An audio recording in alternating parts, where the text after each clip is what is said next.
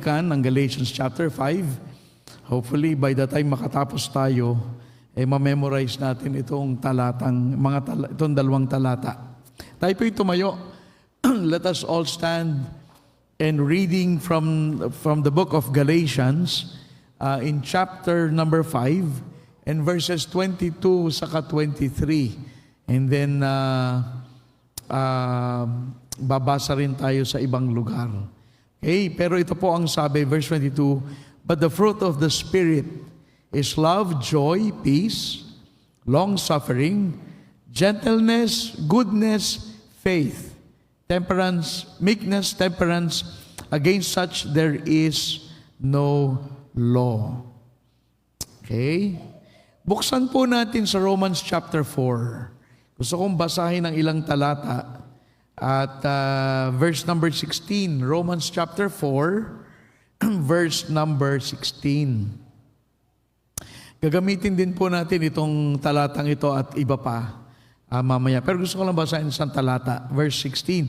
"Therefore it is of faith, that it might be by grace, to the end the promise might be sure to all the seed, not to that only which is of the law, but to that also which is of the faith of Abraham, who is the father of us all." Okay, pag-aralan naman natin mamaya din ang pananampalataya ni Abraham. Okay, tayo po ay sandaling tumungo, pumikit, at tayo po ay manalangin. Father in heaven, we thank you for the Bible, which is basically our instruction book. Kami po ay nabubuhay ayon sa mga turo na amin po natatagpuan sa banal na aklat. And help us, Lord, to develop a strong faith like Abraham. The Bible says, had a strong faith. Tulungan mo kami na ang fruit of the Spirit na ito ay aming madilig, maalagaan, mapalago, upang kami ay maging matatag sa buhay Kristiyano. At kung meron sa aming hindi pa nakakilala kay Kristo, ikaw po ang gumabay sa kanila tungo sa kaligtasan, pananampalataya sa iyong anak na si Jesus bilang sariling tagapagligtas. Ito po ang aming samot dalangin sa pangalan ni Jesus. Amen. Salamat po. You may be seated. This morning, I'd like to talk about faith. Faith is one of the 9 fruit of the Spirit. And again, ang sabi sa Bible, fruit of the Spirit, it is one fruit, pero meron siyang 9 na elements. At ngayon tayo po ay nasa pananampalataya. You know, God is always looking for faith. Parating kung ikaw ay Kristiyano, ang hinahanap ng Panginoon sa iyo, yung pananampalataya. Yun ang number 1 na nais ng Panginoon sa atin. Maalala natin, nung tayo last year, Hebrews 11, we had a series. In verse number 6, the Bible says, "But without faith, it is impossible to please Him. For he that cometh to God must believe that He is, and that He is a rewarder of them that diligently seek Him." So ayon sa talatang yan, without faith, we cannot please God. Hindi napi-please ang Panginoon, kailangan parating may faith. Now si Abraham, sa Romans 4:20, ang sabi that he had a strong faith. Now bakit sinabing ganon? Kasi naniwala si Abraham na kahit siya ay 100 years old at ang asawa niya ay 90 years old, matutupad ang pangako ng Diyos na bibigyan sila ng anak.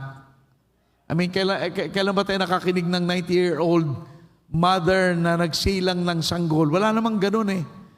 Pero si Abraham had a strong faith because he believed God that God can give them a son. Kaya yung faith ni Abraham, yun ang pag-aaralan natin ngayong umaga. Paano ba si Abraham nagkaroon ng matatag na pananampalataya? At paano naman tayo magiging ganon? And so again, ang faith ay napaka-importante. Tayo ay naligtas sa pamamagitan ng pananampalataya. I mean, nandiyan si Kristo. Pero kung meron kang pananampalataya na galing sa Panginoon at ginamit mo yan, maliligtas ka. Na pagkatapos mong maligtas, di ba, yun ay Ephesians 2:8, "For by grace are you saved through faith." So ang faith, ang paraan para maligtas. Kung mananampalataya ka sa Panginoong Hesus. Now, ang buhay pananampalataya, paano tayo magiging matagumpay? Faith pa rin. 1 John 5:4. This is the victory that overcometh the world, even our faith. How can you overcome this world? Maraming tukso, kasalanan, pagsubok, faith overcometh the world. And so, ito pananampalataya, ito dapat mapagyaman natin. Kasi dito tayo nabubuhay.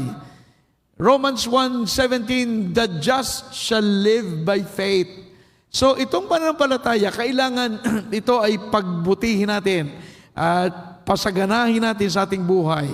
And so, we overcome by faith. Now, what is faith?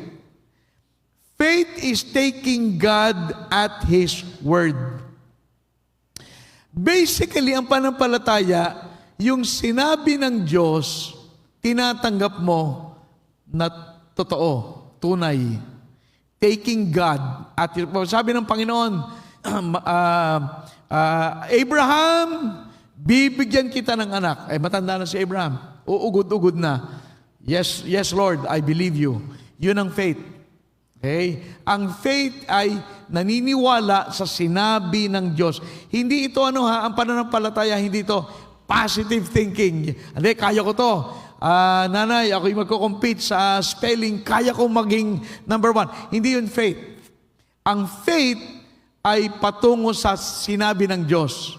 Naniniwala ka sa sinabi ng Diyos, walang kaduda-duda. So faith is not positive thinking, it's not a positive emotions, it's not anything else. Ang faith ay parating naniniwala ako sa sinabi ng Diyos sa kanyang salita. Yun ang faith. Okay? So ating pag-aralan itong faith. Number 1, the gift of faith. Now, by this, ibig sabihin, ang isang matatag na pananampalataya is a gift of God. You cannot produce faith. Faith is something God gives. Okay, balik tayo sa Romans 4:16. Tingnan niya sabi sa Romans 4:16. Therefore, it is of faith that it might be by grace. Ang faith at grace magkaduktong. Alam niyo bakit? Kasi ang pananampalataya na meron ka ay biyaya ng Diyos ibinigay sa iyo. Walang taong naligtas na walang pananampalataya. At yung pananampalataya, regalo ng Diyos. Now, in a way, sabi, fruit of the Spirit, di ba? Wala tayo, pero binigyan tayo ng fruit. One of the fruit ay faith. So basically, ang pananampalataya galing sa Panginoon. Now, verse 16, di ba? It is of faith that it might be by grace. Kasi ibig sabihin, hindi gawa, grace. Ang pananampalataya ay biyaya ng Diyos. Kasi ano ba ang biyaya? God taking the initiative. Yan ang biyaya. Hindi gawa ng tao. Okay, ako'y mananampalataya. Oo nga, mananampalataya ka. Pero biyaya ng Diyos para magawa mo yun. Kasi alam nyo, ba't ang daming tao hindi na-save? Alam naman nila, ayon sa Bible, paano ma-save? Ba't hindi na-save? Biyaya ng Diyos na bigyan ang tao ng pananampalataya para maniwala sa sinasabi ng Diyos. Marami nagbabasa ng Bible, marami sa TV, nagpapaliwanag, hindi man save. Marami nagsisimba, may dalang Bible, hindi rin save. Bakit? Kasi ito ay gift of God.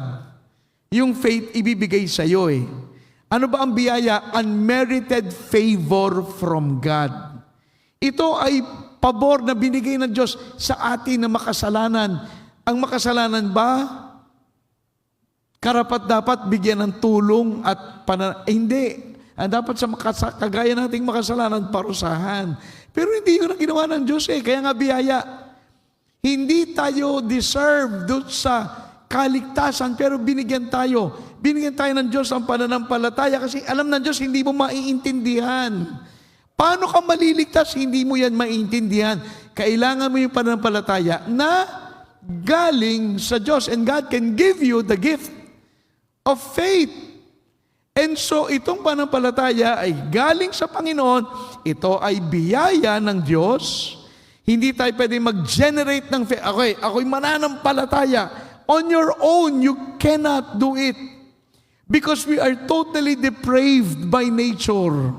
Makasalanan tayo by nature. Hindi natin, ako'y mananampalataya kahit anong gawin mo. Hindi ganun yun. Ngayon, anong sabi sa Ephesians 2? Ephesians chapter 2 verse 1. Ang sabi ni Paul, "And you hath he quickened who were dead in trespasses and sins." Paano ka mananampalataya? Ay patay ka nga sa kasalanan. Yun ang gusto mo, kasalanan. Kasi diyan ka patay na patay. And God will have to quicken. Ano yung quicken? Make alive. Kailangan buhayin ka ng Panginoon. Bakit? Ay patay ka eh. Paano mananampalataya ang patay? Posible, imposible. So God has to, by His grace, give us the gift of faith. Hindi natin kayang manampalataya because we are dead. It's not that we are sick. We are totally dead. Hindi natin kayang lumapit sa Diyos. Kaya yung iba hindi makalapit sa Panginoon. Kailangan natin panampalataya, pero ang panampalataya ay galing sa Diyos. God must give it so that I can believe God. Yun, alam nyo, yun ang katotohanan na hindi masyadong tinuturo sa pulpito. Kasi parang, parang iba yun Pero yun ang Bible eh. Now, with this faith, ito ang maganda. Pag meron ka nitong faith na to, galing sa Diyos, I tell you, you can believe God. Now, syempre, you must believe. Hindi ka naman maaaring yung anghel bababa para manampalataya kay Kristo para sa'yo. Bibigyan ka ng faith, ikaw manampalataya. Okay? Pero yung pananampalataya ay ibibigay. Now, meron ganito, Pastor, gusto ko talagang ma-save. Kung gusto mo talagang ma-save, masisave ka. Bakit gusto mong ma-save? Hindi kaya't ang biyaya ng Diyos gumagawa sa iyo para magkaroon ka ng desire to be saved. Saan galing yung desire? Hindi galing sa laman yon. Galing sa ibang lugar yon. Hindi galing sa, di ba? Kung ikaw ay, that's why I say, huwag mong sabihin, Pastor, hindi ako pwedeng maligtas kasi wala akong panampalataya. Galing sa Diyos, hindi ako binibigyan eh. Hindi, ito sabihin ko, huwag mong tingnan, isipin mo ito, gusto mo bang ma-save? So, hindi pa talagang gusto ko ma-save. Pagka ganyan ang attitude mo, yan yung biyaya ng Diyos binigay sa'yo, binigyan ka. So, totoo, yung hindi na-save, ayaw nila ma-save eh. Bakit? Una, syempre, yung biyaya ng Diyos, wala eh. Pero I tell you, pag dumating sa buhay mo, gusto mo talagang maligtas, baguhin ka ng Diyos, yun yung biyaya. Ibig sabihin, binigyan ka. Now, manampalataya ka kasi hindi naman bababa yung anghel para sa'yo. Ano yung proxy? Ano yung kasal? Ano yung ninong sa kasal? Hindi ganon. You have to believe yourself. Dahil paano nga pa sa mananampalataya? Ay, bibigyan ka nga ng Diyos ng faith. Ay, paano kung malalaman binigyan ako ng Panginoon ng faith? Ito, sapagkat gusto mong maligtas. Gusto mong maligtas. May faith ang Diyos na pwedeng ibigay sa'yo. In fact, kaya gusto mong maligtas, yung biyaya, gumagawa na yun. Okay? Hindi lang natin kita eh. Pero ang Panginoon, hindi pwede sabihin, Pastor, hindi ako pwedeng maligtas kasi wala ngang faith eh. Galing sa Diyos, hindi ako binibigyan. Na pag ayaw mong maligtas, wala namang mangyayari kasi ayaw mo rin naman, di ba? Ba't ka bibigyan? Ayaw mo naman, di ba? Pero kung gusto mo talaga ma-save, alam mo, kaya kayo po, ilang mga bisita, ipag-pray nyo na ma-save. Pag binigyan kayo ng Panginoon ng desire, talagang deep desire. To be saved and go to heaven when you die. I tell you, yun yung biyaya. Ang biyaya hindi galing sa atin eh, initiative ng Diyos eh. Bibigyan ka. Gusto mong ma-save? Kasi ito ang sikreto eh. Kaya gusto mong ma-save, yung biyaya, binigay na sa'yo. Ang wala lang biyaya, yung ayaw ma-save. Hindi interesado eh. Walang biyaya. Pastor, gusto ko ako yung isa sa pagbigyan ng pananampalataya. Tanggapin mo si Kristo. Kasi yung faith na yon, ang kailangan mo, yung pananampalataya, galing sa Diyos para maligtas ka. Kasi kung wala ka nung galing sa Diyos at positive thinking at feelings at emosyon, hindi ka kayang iligtas sa kasalanan. And so itong faith na to is a gift from God. In other words, kung gusto mong maligtas, you can. Because God will enable you to believe. That is why pag na-save ka, walang pagmamalaki, na-save ako. Hindi ikaw yun Diyos yun Tinanggap mo yung biyaya. Na-save ka. Pero hindi ka pwedeng ang galing ko, ang talino ko, naintindihan ko yung, imagine, kapal ng Biblia, naintindihan ko to. Kasi walang pagmamalaki, kasi biyaya.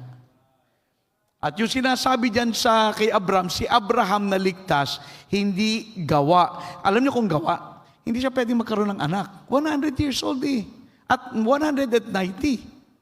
Pero gawa't biyaya, naniwala sabi ni Abraham, kung ako'y naniniwala sa batas, ay wala talagang mangyayari sa akin kasi hindi ako pwedeng maging father of a multitude. Pero if I believe what God said, well then it is possible. Yun ang nangyari kay Abraham. And that's why si Abraham, it's a good picture of faith in God. Kasi naniwala siya mamaya, himayin pa natin yan. And so, ang pananampalataya says, God is right. Pero hindi, kahit ano sabihin, God is right. Sabi sa Bible, si Kristo tagapagligtas. Bakit pinako namatay? Hindi, kahit na. God is still right, yun ang faith. Faith says, tama ang sinabi ng Panginoon. Hindi nagda-doubt. Ano sabi ng faith? Oo, alam nyo, may langit. Sabi nung ba't nakita mo na ba? Hindi pa. Bakit ka naniniwala? May faith ako Ang sabi ng faith, tama yung sinabi ng Diyos. Siya ba nagsulat ng Bible? Di ba? Salita ng Diyos. Ang sabi sa Bible, may heaven. Ang faith, ang sabi, may heaven. Sabi dito, may heaven. So, may heaven. Pag namatay ako, may langit. At doon sa hindi na nampalataya, sabi ng Bible, may impyerno. Totoo ba yun? Yun ang sabi dito Yun ang faith. Okay? So, faith is a gift. And mga kaibigan, mga kapatid, tanggapin ang gift na ito. Kasi pag nakamtan mo yan, I tell you, maliligtas ka. Kaya ka nga binigyan Pero kapag ang attitude, ako'y sisimbala pero hindi ako interesado sa ganyan. Magawa. Alam magawa. Hindi tayo masisave. Because we are doubting. Faith is walang doubt. Alam mo ang faith, walang doubt. Hindi maaaring mananampalataya ko sa Panginoong Hesus, sakaling totoo siya. Doubt yun. Hindi faith yun. Kaya kailangan ay tunay na faith. Okay? At ang tunay, yung biyaya na galing sa Diyos na nakapagliligtas. Okay, pangalawa, the development of faith. Paano mo madidevelop ang faith? Maniwala ka sa kadakilaan ng Diyos. Kung si Abraham hindi naniwala na ang Diyos ay dakila, kung nangako kay Abraham, yung kanyang servant na si Eliezer, sabi ni Abraham, maniwala ako sa iyo, ako magkakaanak, tanda ko na. Ba't naman maniwala ako sa iyo, ano man ang napatunayan mo? Okay, the development faith. A strong faith believes in a great God. Kaya si Abraham, tingnan nyo nasa po tayo, di ba? Nasa Romans kaya, no? Tingnan Romans 4:20. Romans 4:20, he staggered not at the promise of God. Hindi siya nagduda. Through unbelief, but was strong in faith, giving glory to God. He was strong in faith. Okay? Matatag ang kanyang pananampalataya. Now, ang sabi ni Paul, look at verse 17. Look at verse number 17. As it is written, I have made thee a father of many nations. Yun sabi ng Panginoon sa kay Abraham, gagawin kita ng ama ng buong daigdig before him whom he believed, even God who quickeneth the dead and calleth those things which be not as though they were. Okay, himayin ko. Ito sabi ni Paul. Tingnan niyo yung talatang yan Ito sabi ni Paul. Sabi ni Paul, may dalawang bagay kayang gawin ng Diyos. Nakita niyo dyan? Kaya ng Diyos ibangon ang patay. At kaya ng Diyos maglikha ng something out of nothing and call it those things which be not as though they were. Ibig sabihin, para bang creation. In other words, dito si Abraham naniniwala siya na ang Diyos kaya niyang buhay ng patay. At kaya niyang to make something out of nothing. So therefore, si Abraham naniwala. Okay, Panginoon, I know who you are. You can raise the dead, and you can create something out of nothing. So Lord, what's the promise? Okay, here's my promise, Abraham. I'll make you a father of all nations. And because si Abraham naniniwala sa greatness ng Diyos, hindi problema maniwala sa pangako ng Diyos. Alam mo kung paano natin madidevelop ang faith? Maniwala ka na ang Diyos ay dakila. Sabi ng Diyos, alam mo, kaya kong linisin ang utang mo na kasalanan. Wala ka, and bring you to heaven.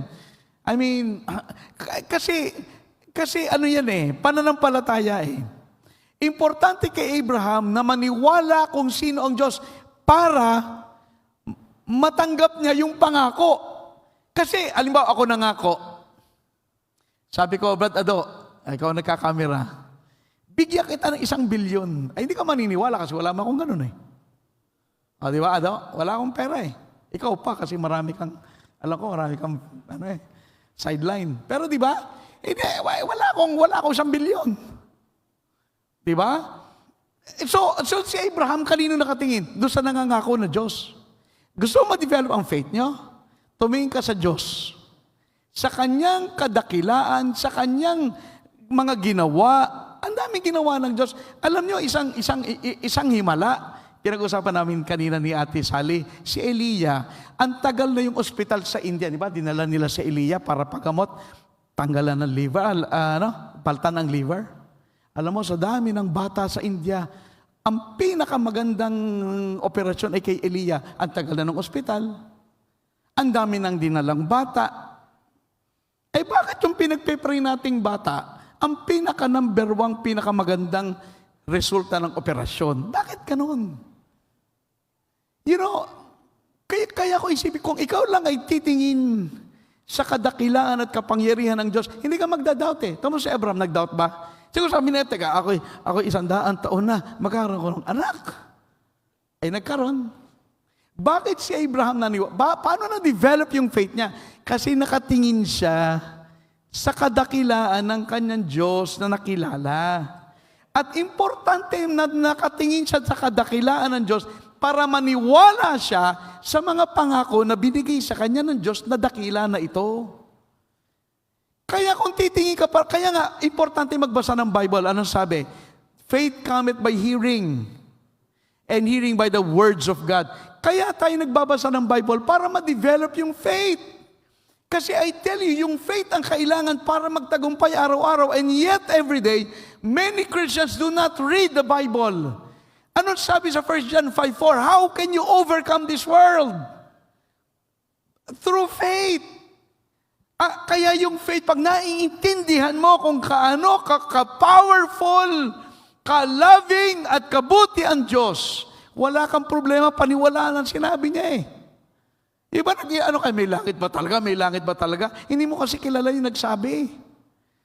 Kung kilala mo ang nangako ng langit, na kayang gamutin ang liver problem, kayang gamutin ang ganito, walang imposible. Kayang hatiin ang dagat na pula. Wala kasi tayo doon, di ba? Wala tayo sa Exodus. Hindi natin nakita paano yung Red Sea nahawi. At paano si Joshua tumawid at yung mga priest at yung Jordan River sa panahon ng baha doon sa lugar na yan ay tumindig ang mga tubig. Hindi kasi natin nakita yun Di ba? Nababasa lang natin. Kaya sabi ng iba, totoo ba yun? Alam mo mga Jew na nagsulat ng yung mga pangyayari na yan, marami dyan hindi saved. Si Josephus, hindi Christian yun, pero sinulat niya yung mga history. Yun ang nakikita natin sa history. Kaya I tell you, mahalaga nagbabasa ng Bible, So si Abraham ay naniwala doon sa pangako at yung faith niya na-develop kasi nakatingin siya sa Diyos. Hindi siya nakatingin sa problema, kaya ba ng Diyos yun? Hirap naman mangyari. Ako maging tatay, 100. Nakatingin siya sa Diyos, hindi sa problema. Kaya tayo hindi magtagumpay. Nakatingin tayo, hindi, imposible. Nakatingin tayo sa problema. Dapat nakatingin tayo sa Diyos. At yun ang ginawa ni Abraham. Now, people with weak faith have a small God. Ang mga tao na mahina ang faith ay may maliit na Diyos. Bakit si David, malakas ang loob, labanan si Goliath? Ang liit ni David, si Goliath, 9'9". Lampas pa dyan sa natin, lampas pa, ang taas. Paano nang tumapang si David? Kasi nakatingin siya sa malaking Diyos, hindi sa malaking higante. Kaya si Goliath nakatapat sa higante. Higanting pananampalataya ni David. Kaya siya nanalo Pag nakatingin ka sa Diyos na mahina, hindi ka rin talaga masisave. Kasi bakit? Paano ka maniniwala sa Diyos? Ay maliit lang yung Diyos mo. Kaya yung iba hindi nasisave. Ang liit ng Diyos nila Ano kaya? May langit kaya? Kaya ako ng Diyos dalhin sa langit? You see, maliit ang Diyos Kaya hindi ma-develop ang faith kasi nakatingin ka sa Diyos na maliit. Yung iba nga, Diyos-Diyosan pa ang tinitingnan. Paano naman yan? Diba? So, yun ang problema. Anong solution? Tumingin ka sa Diyos. Gaze at your God. Kaya nga, when you read the Bible, you are gazing on God's Word. Dapat ma-develop ang balik tayo sa verse 18. Romans 4:18. Tignan nyo to Who against hope? Ito si Abraham. Against hope, believed in hope. That he might become the father of many nations. According to that which was spoken, so shall thy seed be. Tamo si Abraham. Against, laban sa pag-asa, siya'y umasa. Ibig sabihin, laban, para against hope, he was already an old man. It was, paano ka maniniwala? Pero ito yan ang nangyari, yung against hope, human hope. Kasi matanda, magkakaroon, 100 years old, asawa ay 90 years old, magkakaroon kayo ng sanggol. Siyempre, nagsama yung dalawa, di ba? Hindi makakabuo ng sanggol. Pero isipin mo, ang tanda na nila. Imposible na. That's why yung sinabi dyan na, and who against hope? Walang pag-asa, humanly speaking. Sabi, believed in hope. Yun naman yung heavenly hope. Merong human hope, merong heavenly hope. Nakatingin sila doon sa pag-asang makalangit. Kaya, naniwala si Abraham. Ganon nangyari doon. Tandaan niyo, nakasulat dito sa ating dining, Matthew 19:26. With God, all things are possible. Yan, sabi na sa ating dining. With God, all things are possible. Kahit na parang mahirap, against hope, believed in hope. Laban sa pag-asa, naniwala siyang may pag-asa kahit na parang wala. Pero naniwala siya. Kaya si Abraham, strong faith. Kasi naniwala siya In other words, Abraham could not have a child. He was an old man. But because God is a great God who cannot lie, he believed God. Sabi niya, ang Diyos, hindi pwede magsinungaling Hindi pwede magsinungaling. So naniwala si Abraham. At yun, kaya siya sabi diyan sa Romans 4, hindi nangyari kay Abraham yan sa gawa. Kasi kung gawa, hindi kaya by faith. Okay, Panginoon, hindi ko naman kaya maging tatay. I need to believe you. Kasi because kung sa aking sariling kakayanan, hindi ko kayang gawin yun. Okay? Yun ang pinapakita dyan. Now, punta tayo sa huli. The obedience of faith. Okay, so galing tayo sa gift of faith. Bibigyan ka ng Diyos ng pananampalataya. Regalo sa iyo. Gamitin mo yun para ikaw ay maniwala sa sinasabi ng Diyos. That's the starting line. The starting point is to receive the gift of faith and then believe what God said. Pangalawa, yung development. Paano ma-develop? Tumingin ka sa Diyos na walang imposible sa Diyos. Kahit lahat, Basta, ito lang yan, basta kalooban ng Diyos, yan ay, tanya, kalooban ba ng Diyos, ikaw ay maligtas? Of course. Maliligtas ka ba? Oo. Pero, manampalataya ka. Kasi alam nyo, yung hindi pa sa atin nasisave, hindi pa nananampalataya. Ba't di ba hindi kayo mananampalataya? Pastor, hindi ko nga kaya. Kasi hindi mo kaya, hindi mo gusto. Kasi pag nagkaroon ka ng maraming gusto para masisave ka. Huwag nating sisihin. Diyos kasi hindi ako binibigyan ng pananampalataya. Hindi. Ikaw mismo ayaw mo. That's the reason. Ikaw mismo ayaw mo. Pero kung gusto niyo magkaroon ng faith, ay kaya. Kanya example, huwag kayo magalit. Yung iba ayaw magsimba sa hapon. Kayo yun hindi Diyos.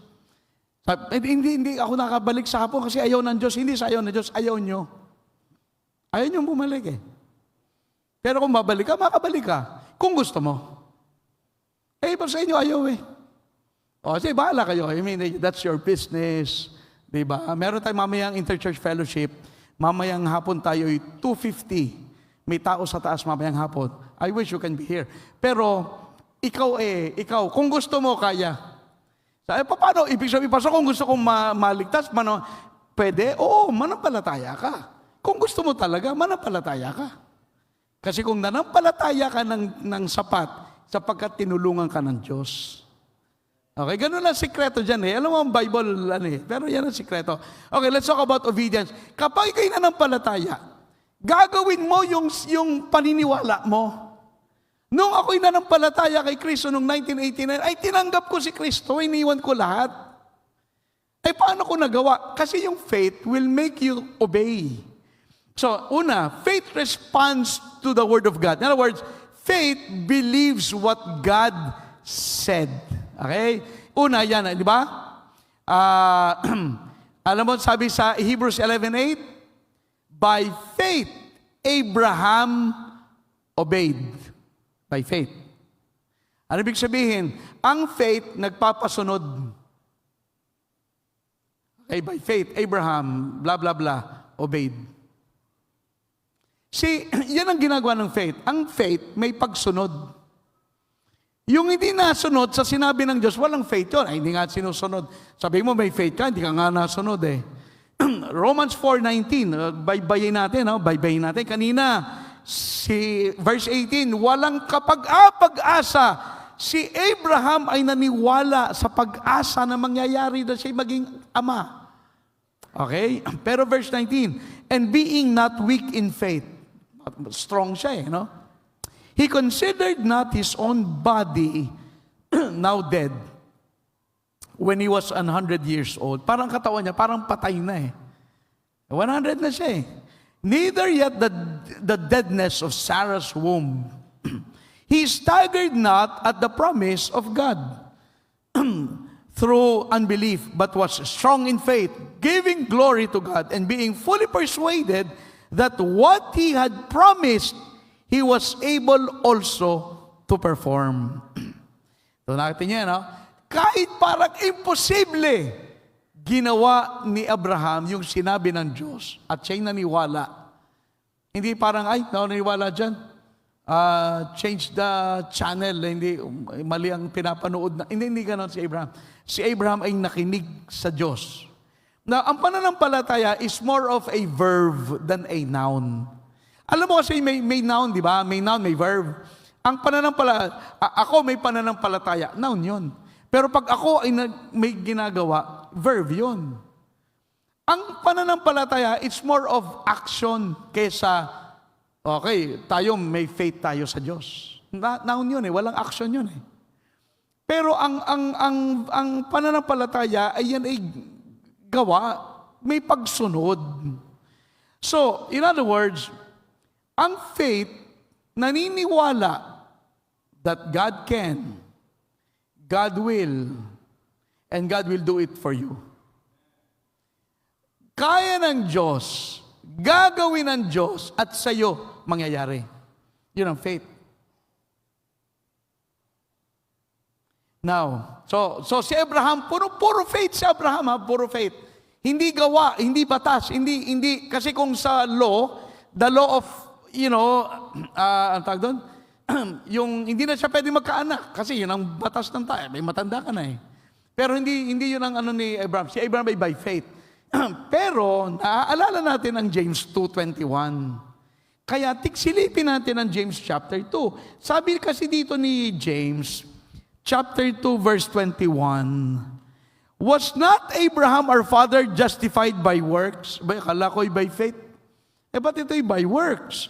Then when he had offered Isaac his son upon the altar, seest thou how faith wrought with his works, and by works was faith made perfect. And the scripture was fulfilled, which said, Abraham believed God, and it was imputed unto him for righteousness, and he was called the friend of God. Okay, now, anong sinasabi diyan? Akala ko ba si Abraham justified, napawalang sala ng pananampalataya? Ba't dito napawalang sala sa gawa? At ito'y natalakay na natin before. Pero ang sinasabi diyan ay sa Romans, Paul was talking about being justified before God. Sa harap ng Diyos, si Abraham ay napawalang sala sa kanyang kasalanan. Pero kay James, at sinasabi diyan na si Abraham ay napawalang sala sa mata ng tao. Kasi nakikita ng tao yung gawa ng kapwa. Ay, okay, yan nga ay matuwid yan si Abraham kasi ita mo. Kasi nakikita eh. At sinasabi lang na ang tunay na pananampalataya ay may kasamang gawa. Hindi ka pwedeng sabihin, ako'y nananampalataya sa Diyos. Hindi ka nasimba, hindi ka nagliligo, hindi ka nagpapakita, dadating ka lang pag-anniversary. Parang walang works. Kailangan ang faith ay merong kasamang gawa na nakikita ng tao. Okay, listen. We are not saved by faith and works. But we are saved by faith that works. It is a faith that works. Hindi tayo liligtas sa pananampalataya tapos pipiliting gawin. Hindi. Ikaw inanampalataya at yung pananampalataya ay gumagawa, ay tunay nga naman na meron siyang pag-obedience, meron pagsunod. Yun ang pananampalataya. Kaya alam mo, tayo po mga membro, abay tayo, tingnan natin ang ating mga sarili. Kasi marami na akong membro, nire-baptize, in-exclude. Alam mo kung bakit? Yung iba hindi na save. Now you might say, how dare you pastor, judge them. Hindi talaga. Bumalik talaga ang buhay sa dati. Meron nga mas masahol pa eh. Ano tawag mo dun? Hindi na save. Kaya alam mo, ang tunay na pananampalataya ay may obedience. Ibig sabihin, nakakilala ka sa Panginoon, nawala yung obedience mo. Saan yun?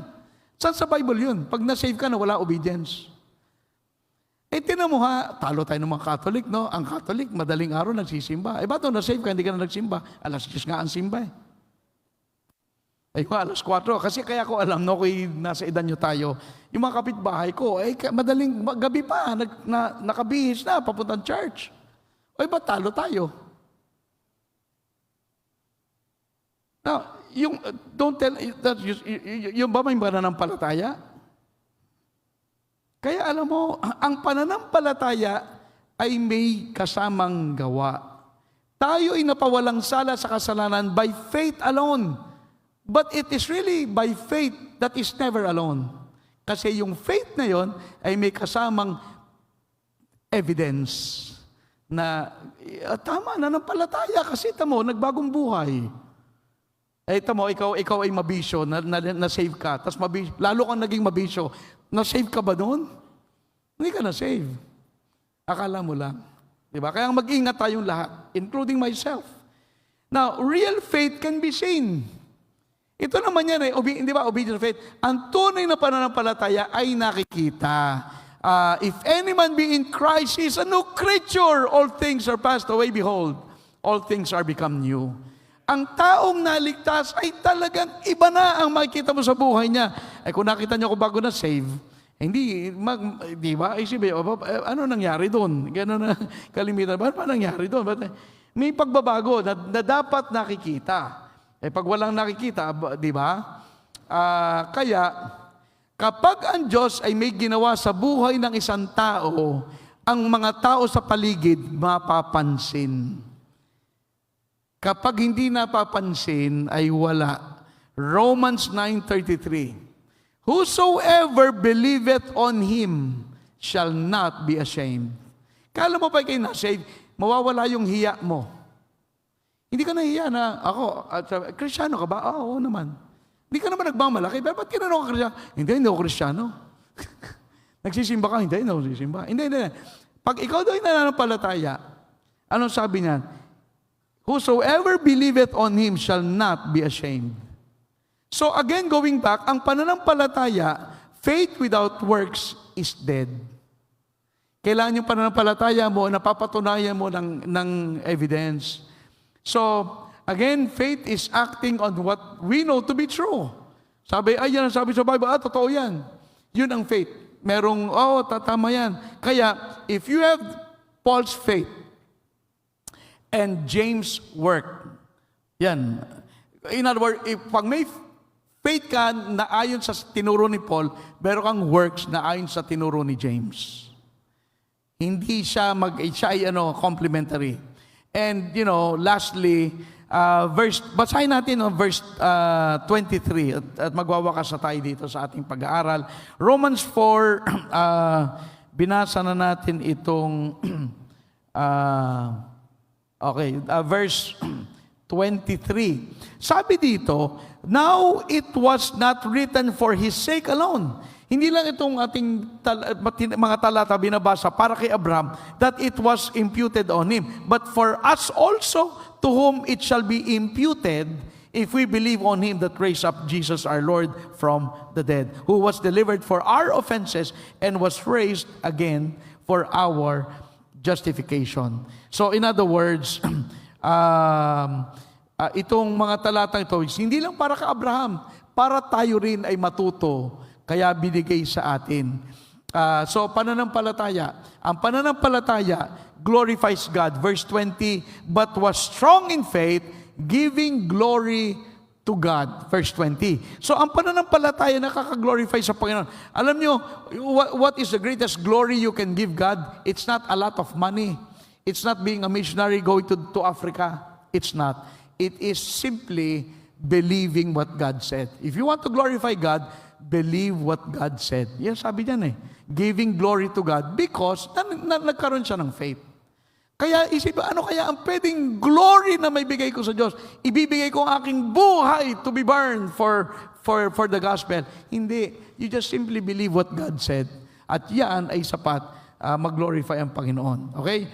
So, si Abraham, naniwala siya that God can bring life out of death.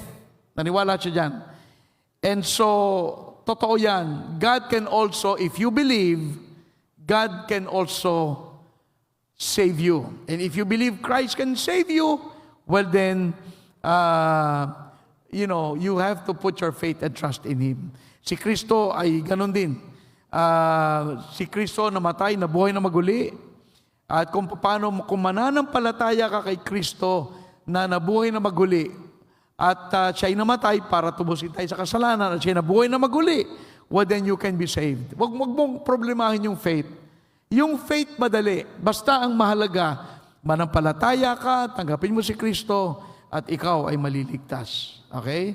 So yan po ating lesson on faith. Tayo po'y tumayo, at tayo po'y mananalangin. Let's all stand. At tayo po'y sandali nakatuko, nakapikit, upang tayo ay makapanalangin.